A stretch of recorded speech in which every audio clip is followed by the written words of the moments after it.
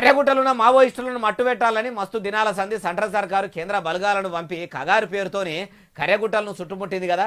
ఇప్పుడు వాడికి కేంద్ర బలగాలు కూడా చేరుకున్నాయట. అడవిలున్న అన్నలను అక్కలను చంపకుండ్రి అని సబ్బండ దేశం మొత్తుకుంటున్నా గానీ ఎందుకట్లా చేస్తుందో సర్కారు, పెద్ద సర్కారు.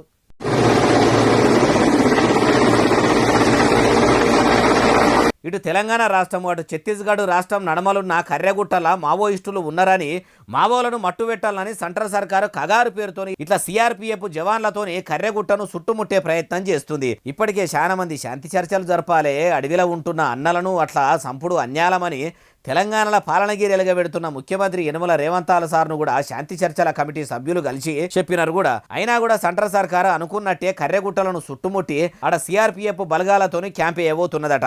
మావోయిస్టులను కర్రెగుట్ట మీదికి రాకుండా కాపు కాసి కథం చేయాలని చూస్తున్నారట.